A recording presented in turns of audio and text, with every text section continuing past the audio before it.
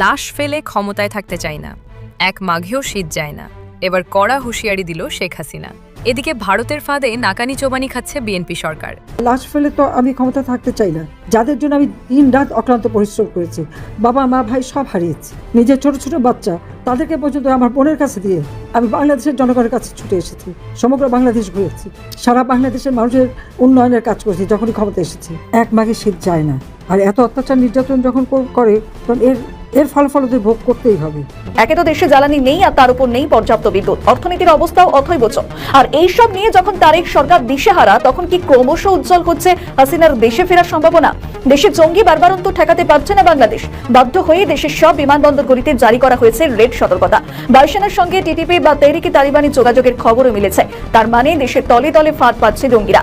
আওয়ামী লীগের জন্য বাংলাদেশের মাটি প্রস্তুত হচ্ছে। আমরা আজ এমন এক সময়ে দাঁড়িয়ে আছি যেখানে গণতন্ত্রের প্রতিটি স্তম্ভ নিয়ে নতুন করে ভাববার অবকাশ তৈরি হয়েছে। যে বাংলাদেশকে একসময় ভারতের সবচেয়ে বিশ্বস্ত প্রতিবেশী বলা হতো, আজ কেন সেই দেশটি ভারতের নিরাপত্তা বলয় থেকে ছিটকে পড়ল? কেন নেপাল, ভুটান, এমনকি মালদ্বীপ ডাক পেলেও বাংলাদেশের নাম তালিকায় নেই? এই দেশের সরকারে যে যখনই বসে, ভারত তাকে টেকনিক্যালি আপনার কন্ট্রোল করে। ইতিহাসে নজিরবিহীন এক সিদ্ধান্ত নিয়েছে ভারত, আর এই সিদ্ধান্তে যেহেতু সরকারে এই মুহূর্তে বিএনপি সরকার আসীন আছে, সো এটার একটা চাপ এই সরকারকে আসলে মোকাবেলা করতে হবে। যদিও এটার সাথে সরকারের কি আসলে কোনো রকম সক্ষতা রয়েছে, অথবা এখানে কি কোনো রকম চুক্তি আছে, নাকি ভারত তাদের গায়ের জোরে এই কাজগুলো করছে? আসসালামু আলাইকুম দর্শক, সিগন্যাল বিডি চ্যানেলের নতুন একটি গুরুত্বপূর্ণ নিউজ ভিডিও নিয়ে আপনাদের মাঝে হাজির হলাম। প্রিয় দর্শক, বাংলাদেশের বর্তমান রাজনৈতিক প্রেক্ষাপট জানতে যারা এই ভিডিওটিতে ক্লিক করেছেন তাদের সবাইকে বলবো আপনারা ধৈর্য সহকারে পুরো ভিডিওটি দেখতে থাকুন, কারণ এই ভিডিওটিতে এমন কিছু তথ্য বা উপাত্ত শেয়ার করা হয়েছে যা জানলে আপনারা অবাক হবেন।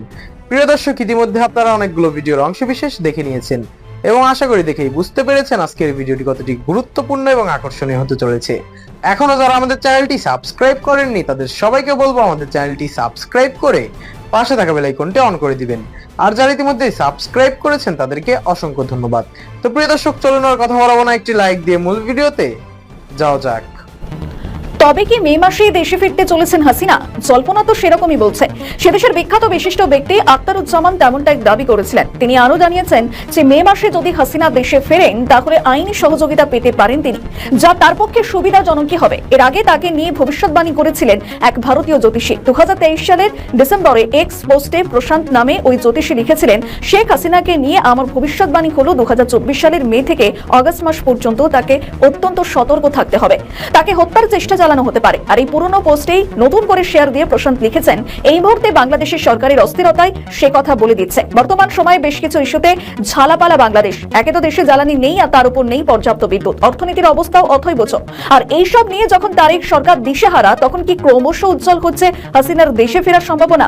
দেশে জঙ্গি বারবারন্ত ঠেকাতে পারছে না বাংলাদেশ, বাধ্য হয়ে দেশের সব বিমানবন্দরগুলিতে জারি করা হয়েছে রেড সতর্কতা। বায়ুসেনার সঙ্গে টিটিপি বা তেহরিকে তালিবানি যোগাযোগের খবরও মিলেছে। তার মানে দেশের তলে তলে ফাঁদ পাচ্ছে জঙ্গিরা, আর সেটা বেমালুম অস্বীকার করছেন তারেকের মন্ত্রী। সূত্রের খবর, পুলিশের সদর দপ্তর থেকে জঙ্গি সক্রিয়তার খবর জানানো হয়, এরপরই জারি করা হয় রেড অ্যালার্ট বা লাল সতর্কতা। তারই মধ্যে দেশে টিটিপি যোগকে সমূলে নিকেশ করতে শুদ্ধিকরণ অভিযানী নামে বাংলাদেশ এয়ারফোর্স এক সপ্তাহ ধরে চালানো হয় চিরুনি তল্লাশি। গ্রেপ্তার করা হয় একাধিক সামরিক উচ্চ কর্তাদের। পাকিস্তান সহ অন্য দেশে পালিয়েও যান বেশ কিছু বায়ুসেনার আধিকারিক। বাজেয়াপ্ত করা হয় একাধিক মোবাইল, ছুটিও বাতিল করা হয়েছে বহু আধিকারিকের। এবং জঙ্গি হামলার সম্ভাব্য হুমকি গোয়েন্দা নজরে আসায় দেশের গুরুত্বপূর্ণ স্থাপনার পাশাপাশি 8টি বিমানবন্দরে সর্বোচ্চ সতর্কতা জারি করা হয়।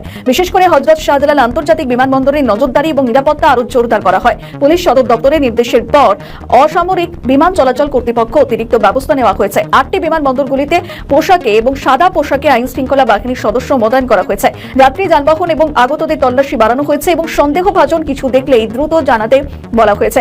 সামনেই বাংলাদেশে স্থানীয় ভোট এবং এই ভোটে আবার আগের জায়গায় ফিরতে চাইবে আওয়ামী লীগ। তাই কি হাসিনার প্রত্যাবর্তনের স্বপ্ন দেখতে শুরু করেছেন দলের কর্মীরা? সম্প্রতি লক্ষ্মীপুর এলাকায় যুব আওয়ামী লীগের নেতা কর্মীরা শপথ নেন এবং সমাজ মাধ্যমে ভাইরাল হয় ওই ভিডিও। হাসিনা কি আদৌ ফিরবেন? এই বিষয়টি অনেকাংশে নির্ভর করছে ভারতের উপর। মোদী সরকার যদি মনে করে তবেই হাসিনার প্রত্যাবর্তনই বড় গলবে বলে মনে করছেন রাজনীতির কারবারিদের একাংশ। তবে আপাতত দেশের জঙ্গি সক্রিয়তা কিভাবে ইউনূস ঠেকাবেন সেই প্রশ্ন জোরালো হচ্ছে। তারেক কি পারবেন সন্ত্রাসবাদী দমন করতে, নাকি তারা হামলা চালাবে অচিরেই? আমি ভাবতেছি যে ভারত ভাই বাংলাদেশকে নিয়ে খেলে। এই দেশের সরকারে যে যখনই বসে, ভারত তাকে টেকনিক্যালি আপনার কন্ট্রোল করে। ইতিহাসে নজিরবিহীন এক সিদ্ধান্ত নিয়েছে ভারত, আর এই সিদ্ধান্তে যেহেতু সরকারে এই মুহূর্তে বিএনপি সরকার আসীন আছে, সো এটার একটা চাপ এই সরকারকে আসলে মোকাবেলা করতে হবে। যদিও এটার সাথে সরকারের কি আসলে কোনো রকম সক্ষতা রয়েছে, অথবা এখানে কি কোনো রকম চুক্তি আছে, নাকি ভারত তাদের গায়ের জোরে এই কাজগুলো করছে? উত্তর হচ্ছে ভারত বরাবরের মতন গায়ের জোরে এক অদ্ভুত সিদ্ধান্ত নিয়েছে। বাংলাদেশের সীমান্তবর্তী যে সকল নদী আছে, নদী এলাকায় কাঁটাতারের বেড়া দেওয়া কঠিন, কারণ নদীর মধ্যে আপনি কাঁটাতারের বেড়া কিভাবে দিবেন? তো সেখানে অবৈধ অনুপ্রবেশ এবং চোরাচালান দুই দেশ থেকেই ঘটে। এইটা ঠেকানোর জন্য কুমির এবং বিষধর সাপের মতন শিকারী প্রাণী ছাড়ার একটা পরিকল্পনা গ্রহণ করেছে ভারত। একটা বিতর্কিত পরিকল্পনা।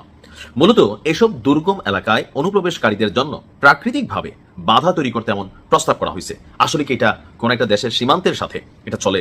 কুমির কি চিনবে কে অনুপ্রবেশকারী? কুমির কি চিনবে কোনটা চোরাচালানকারী? ভালো একজন মানুষ মাছ ধরতে গেল, অথবা কোনো মানুষ গোসল করতে গেল, গরুড়ে গোসল করাইতে গেল, বিভিন্ন কারণে আমরা হয়তো নদীর মধ্যে তো আর সীমানার আইল টাইল থাকে না, বুঝতে একটু কষ্ট হয়। তো সেই ক্ষেত্রে কি কুমির বাইসা বাইসা খাবে?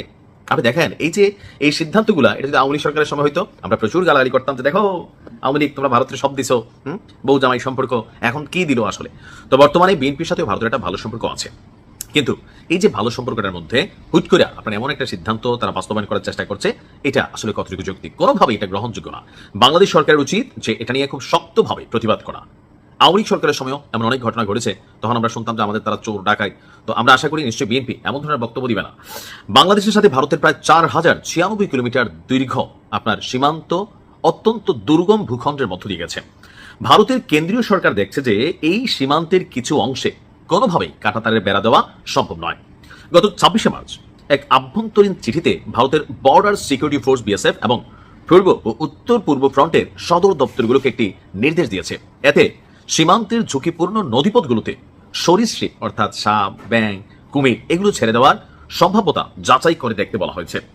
বাংলাদেশের সাথে সীমান্তে বেড়া দেওয়ার ভারতের এমন পদক্ষেপকে দেশটির মানবাধিকার কর্মী এবং বন্যপ্রাণী সংরক্ষণকারী উভয় পক্ষকেই চিন্তায় ফেলে দিয়েছে। প্রশ্ন হচ্ছে, সীমান্তের উভয় পাশের স্থানীয় জনগোষ্ঠী এবং এই অঞ্চলের বাস্তু সংস্থানের জন্য, জীববৈচিত্র্য রক্ষার জন্য এমন পদক্ষেপের ঝুঁকি ঠিক কতটা? কেন ভারতের সীমান্ত রক্ষী বাহিনী হিংস্র বন্যপ্রাণী মোতায়েন করতে চায়? ভারত বাংলাদেশ সীমান্তে পশ্চিমবঙ্গ, ত্রিপুরা, আসাম, মেঘালয় এবং মিজোরাম রাজ্যের কাছ দিয়ে গেছে। এই এলাকাগুলোতে পাহাড়, নদী ও উপত্যকা ঘেরা অত্যন্ত দুর্গম কিছু অঞ্চল আছে। ভারত ইতিমধ্যেই 3000 কিলোমিটার সীমান্তে বেড়া দিয়েছে, বাকি অংশগুলো আছে জলাভূমি এবং নদী। আর এইসব জায়গায় সীমান্তের উভয় পাশেই স্থানীয় মানুষেরা বসবাস করেন। তো এখন এই যে অবস্থা, এটা নিয়ে আল জাজিরা বলছে যে আসলে এগুলো কি মাথাও লেগে গেছে। তবে এই মুহূর্তে ভারতের এমন একটা অবস্থান, এটা ভারতের সাথে ভারতের জনগণকেও একটা অসামঞ্জস্য পরিস্থিতিতে ফেলে দিবে। ভারতের মানবাধিকার কর্মীরা তারা চেতে যাবে। তারপর হচ্ছে যে এই মুহূর্তে বন্যপ্রাণী নিয়ে যারা কাজ করে তারাও চেতে যাবে।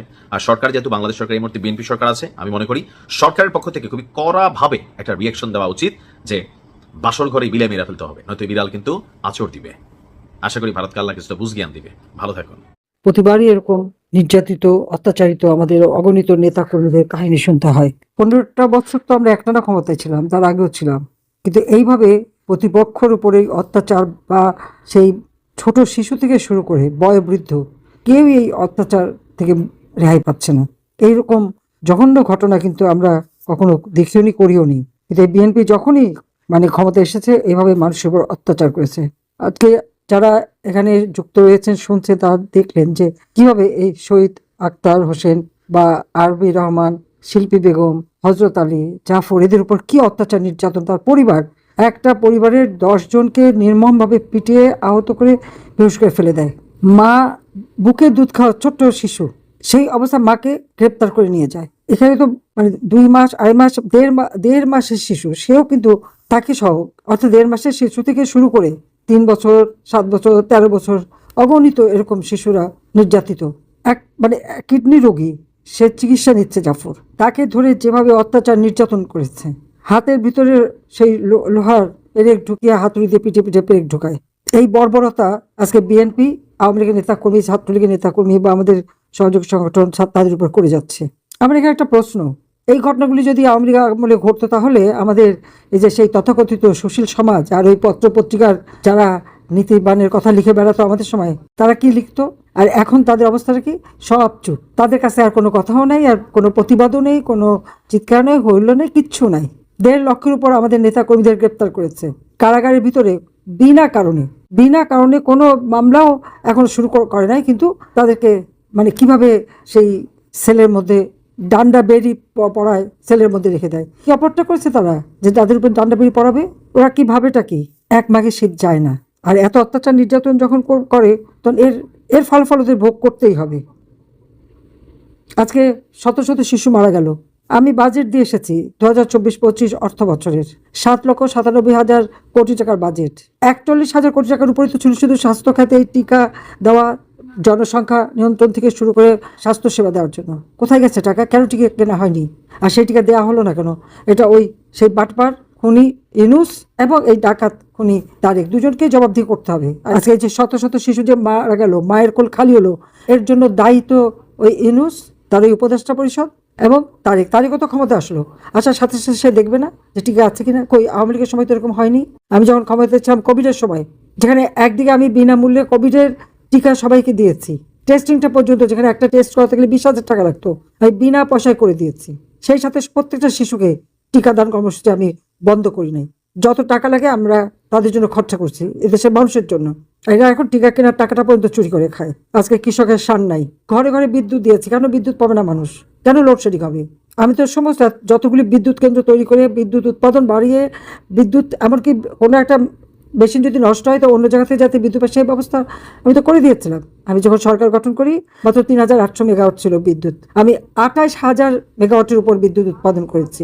আমাদের চাহিদা হতো 16 থেকে 17,000 মেগাওয়াট। অতিরিক্ত বিভিন্ন একটা বিদ্যুৎ কেন্দ্র মেনটেনেন্স করা বা কিছু হাতে রাখা, যে একটা যদি কোনো সময় নষ্ট হয় বা ঠিক করে তো আর একটা যে দিতে পারি, এইভাবে পরিকল্পিতভাবে আমি কাজ করেছি। কমিউনিটি ক্লিনিক করে দিচ্ছি, তার মধ্যে এই যে টিকা থেকে শুরু করে মেয়েদের চিকিৎসা সেবা। আর সেখানে আমার নারীদের উপর অত্যাচার, একটা বাড়ির মধ্যে ঢুকে যে এরকম পুরো পরিবার শুধু পিটিয়ে রেখে আসলো, আর আগামীতে তাদের পরিবারের উপর যদি এমন হয় তো তারা কি করবে সেটাকে ভেবে দেখে যারা এইভাবে গায়ে হাত তুলে। কেউ কি বসে বসে শুধু মার খাবে? মার খাবে না। সেই জুলাই মাসে আন্দোলন শুরু হলো, 1 তারিখ থেকে আন্দোলন, যতক্ষণ পর্যন্ত ছাত্ররা কোনো ইটি না করছে তাদের তো কিছু বলা হয়নি। দেখা গেল 15 জুলাই থেকে সবার আগে ছাত্রলীগের সবুজ আলীকে মিরপুর রাস্তার উপরে তাকে পিটিয়ে মারলো। সে ঢাকা কলেজের ছাত্রলীগের সেক্রেটারি ছিল। এবং এইভাবে একে একে আমাদের ছাত্রলীগ, যুবলীগ, স্বেচ্ছাসেবক লীগ এবং শুধু ঢাকা না, ঢাকার বাইরে গাজীপুর, সেই ঝিনাইদহ থেকে শুরু করে বিভিন্ন এলাকায় আমাদের নেতাকর্মীর উপরে নির্যাতন। কিন্তু কি দুর্ভাগ্য, কি খেলা বাংলাদেশে! এই যে এতজন মানুষ মারা গেল, কেউ আর শহীদ বলে হলো না, তাদের জন্য কোনো কান্না নাই। আবু সাইদকে কে মেরেছে? পুলিশের গুলিতে তো আবু সাইদ মারা যায়নি। তখন প্রচার করা হলো বুকে গুলি লেগে নাকি আবু সাইদ মারা গেছে।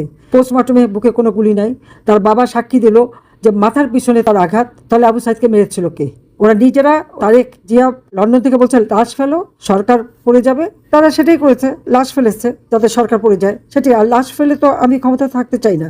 যাদের জন্য আমি দিন রাত অক্লান্ত পরিশ্রম করেছি, বাবা মা ভাই সব হারিয়েছি, নিজের ছোট ছোট বাচ্চা তাদেরকে পর্যন্ত আমার বোনের কাছে দিয়ে আমি বাংলাদেশের জনগণের কাছে ছুটে এসেছি। সমগ্র বাংলাদেশ ঘুরেছি, সারা বাংলাদেশের মানুষের উন্নয়নের কাজ করেছি। যখনই ক্ষমতা এসেছি বাংলাদেশের প্রত্যেকটা ঘরে ঘরে আমরা যখন উন্নয়ন করছি, উন্নয়নের ফসল কি শুধু আওয়ামী লীগের নেতাকর্মীরা ভোগ করেছে? তা তো করে নাই, সমস্ত জনগণ করেছে। সেখানে কি বিএনপি ছিল না, বা জামাত ছিল না, বা এনসিপি তার ছিল না? তারা তো এখনো তো করছে। তো এত গালি, মেট্রো রেল, টানেল, এক্সপ্রেসওয়ে, রাস্তাঘাট, পুল, ব্রিজ, স্কুল, কলেজ, সমস্ত মসজিদ, মাদ্রাসা সবগুলি তো করে দিয়েছি। 560 মসজিদ, প্রত্যেক অন্য ধর্মেরও যাদের ক্ষতি হয়েছে সবগুলো আমি তৈরি করে দিয়েছি। কওমি মাদ্রাসাগুলির উন্নতি করেছি, তাদের ডিগ্রিটা পর্যন্ত আমি অনুমোদন দিয়েছি। তাই তো আমাদেরই ছেলে পেলে।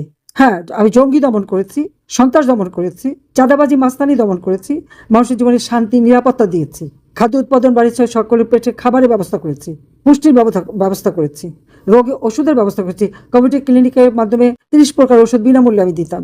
যা করেছি মানুষের জন্য, আমরা তো কিছু করিনি। মিথ্যা অপবাদ ছড়াচ্ছে কি এত টাকা নাকি পাচার করেছি। পার্লামেন্টে দাঁড়িয়ে মিথ্যা কথা বলে দিও 234 বিলিয়ন পাচার করেছি। আমি 450 বিলিয়নের আমাদের জিডিপি, তাহলে 450 বিলিয়নের জিডিপি, এটা তো ওয়ার্ল্ড ব্যাংক, IMF বা অন্য যে কয়টা জায়গা আছে প্রত্যেকে, ADB, প্রত্যেকে তো এরা যাচাই করেছে।